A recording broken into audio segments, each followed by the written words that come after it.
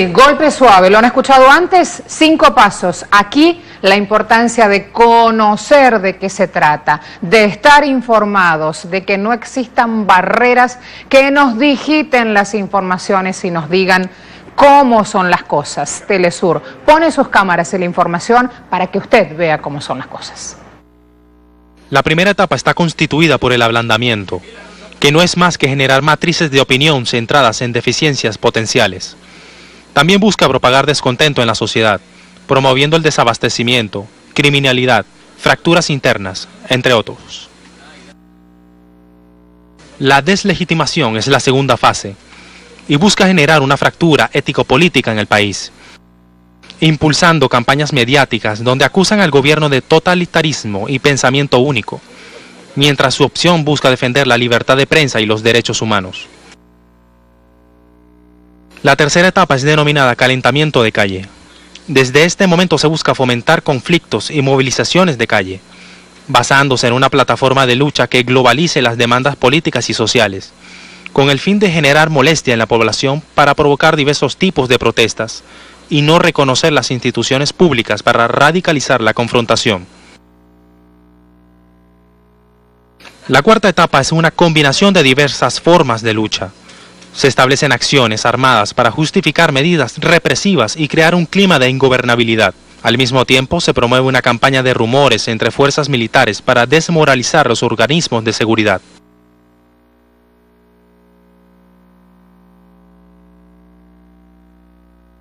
La quinta y última etapa es la fractura institucional. Sobre la base de acciones de calle, tomas de instituciones y pronunciamiento militar, se obliga a la renuncia del presidente. En caso de fracasar, se mantiene la presión de calle y se migra hacia la resistencia armada, con la finalidad de buscar una intervención militar internacional o el desarrollo de una guerra civil prolongada.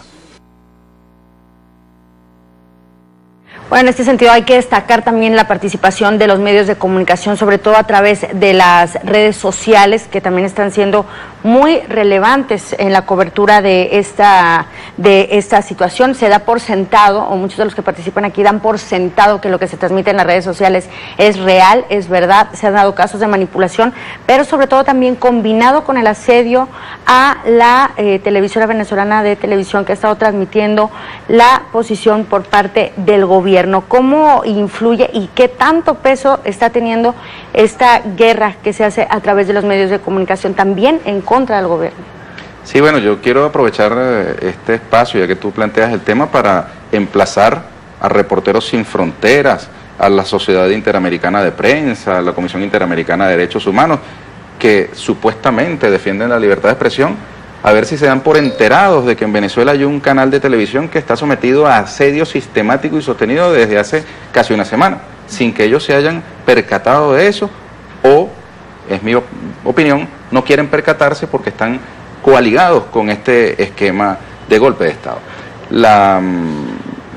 Digamos, el formato que ustedes han descrito acá sobre el golpe suave, en el caso de Venezuela particularmente, ya se aplicó en el golpe de abril.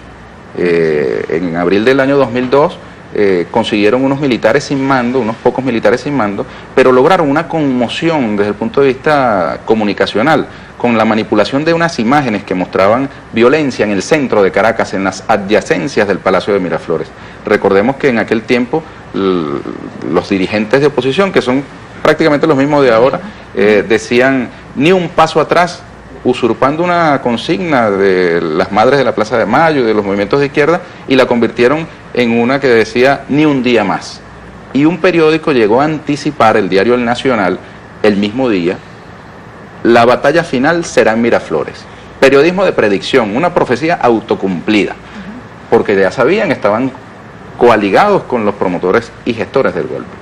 Bueno, ese formato se pretende utilizar nuevamente, pero procurando fundamentalmente inhibir a la Fuerza Armada, que los cuerpos policiales se inhiban de intervenir y de contener las manifestaciones.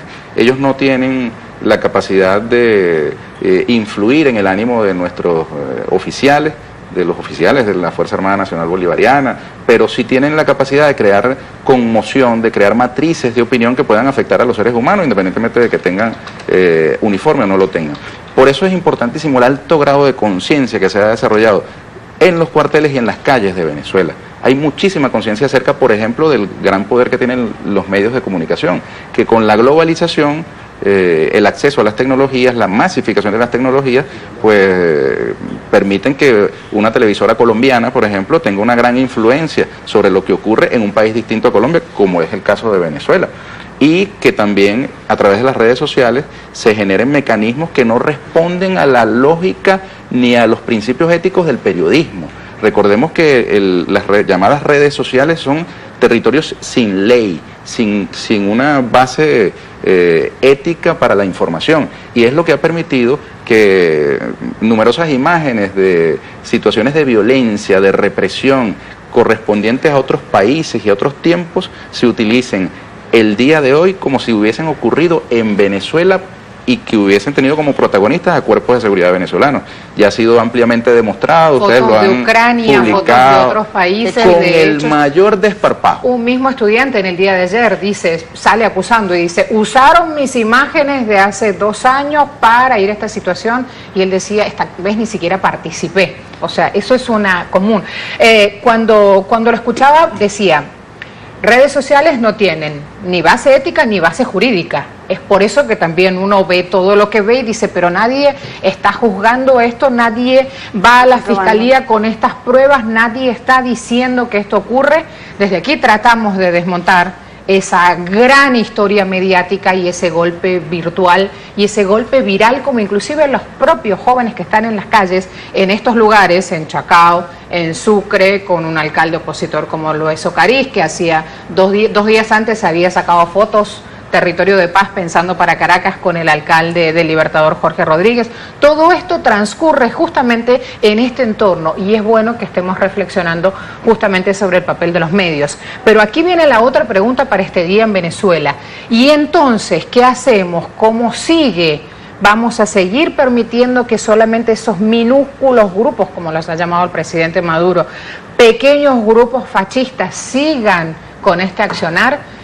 El asedio a BTV fue la 6ª noche consecutiva y ahí está presente. Y de hecho lo que se ve es lo que se ve a través de la propia pantalla venezolana de televisión o de Telesur.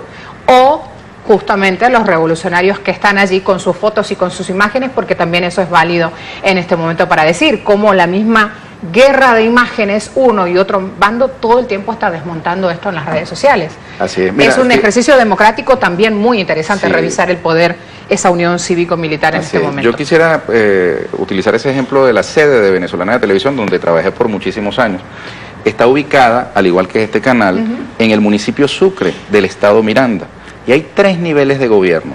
El alcalde del municipio Sucre, que es de oposición, el señor Carlos Ocariz, de Primero Justicia.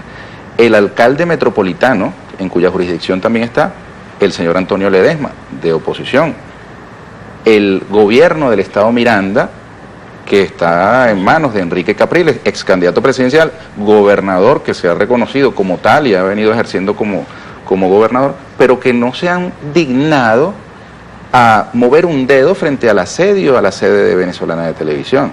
Es decir, por inacción están participando también de los hechos de violencia. Es la omisión de las responsabilidades, que es un modo también de participar. Y ha tenido que ser el gobierno central, a través de la Policía Nacional Bolivariana y de la Guardia Nacional Bolivariana, quienes tengan que suplir la ausencia del gobierno regional y del gobierno municipal. Esto es muy grave, porque se supone que las personas que son electas para desempeñar cargos públicos tienen responsabilidades superiores a las que tienen los ciudadanos comunes y corrientes. Los muchachos, los estudiantes o no, que hayan podido movilizarse, son jóvenes que pueden estar movidos por una mezcla de espíritu rebelde que es inherente a la juventud, con las manipulaciones propias de las redes sociales, toda la industria cultural que los pinta, digamos, como protagonistas de un momento de transformación de su realidad, porque creen que van a resolver los problemas del país de esa manera.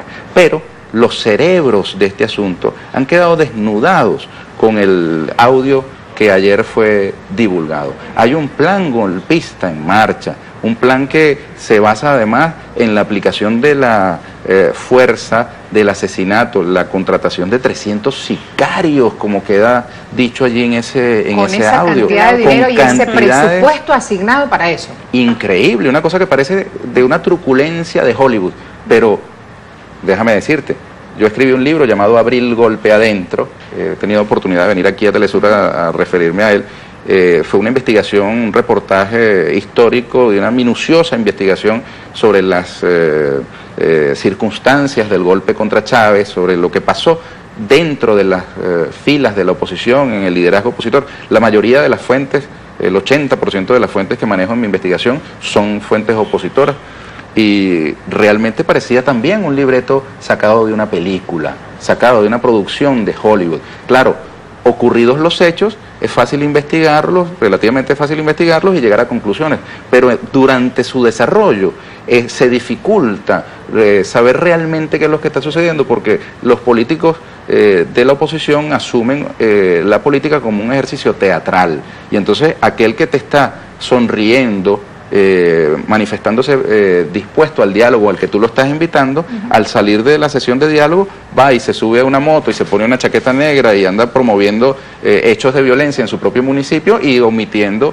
su responsabilidad de controlarlos en la jurisdicción del respectivo alcalde. De modo pues que estamos en un momento de mucha, digamos, tensión en el sentido positivo. Nosotros tenemos que estar alertas, los revolucionarios, las revolucionarias, los ciudadanos que aman la democracia, que aman la paz, debemos estar alerta, debemos, digamos, salir de cualquier distracción y poner ojo en lo que están haciendo estos señores, que no se trata de una protesta que tenga un real sustento en alguna demanda específica, porque ese es otro de los mecanismos que vienen operando. Una protesta se solapa con otra. Mi protesta inicial ya ni recuerdo de qué era, porque ahora mi protesta es por los detenidos que hubo en la primera protesta, y resulta que cuando se les reconviene y se les señala que los detenidos eran personas que estaban ejerciendo violencia, entonces ellos sostienen que eran infiltrados del gobierno, pero cosa loca, entonces ellos hacen nuevas protestas para demandar la liberación de aquellos que supuestamente son infiltrados del gobierno, para que el gobierno los libere y vuelvan a infiltrarse y vuelvan a cometer hechos de violencia, y entonces vuelvan ellos a decir que no tienen nada que ver con los violentos. Es una cosa verdaderamente risible, si no se tratara de trágica. Nosotros estamos resueltos a defender la vida, la paz, la democracia, la Constitución, el mandato que el pueblo venezolano le ha dado a nuestro presidente Nicolás Maduro Moros. El pueblo venezolano votó por él, el pueblo venezolano votó abrumadoramente por el 75% de sus alcaldes, que hoy día son alcaldes y alcaldesas revolucionarios identificados con la revolución bolivariana. Hacer cualquier otra cosa es ir contra la democracia, como quieren estos señores que se proceda. No los vamos a complacer, no tenemos permiso para complacerlos, no nos lo perdonaría el pueblo venezolano, no nos lo perdonaría el pueblo de América Latina, los pueblos de América Latina y del mundo que luchan por su emancipación, por su liberación.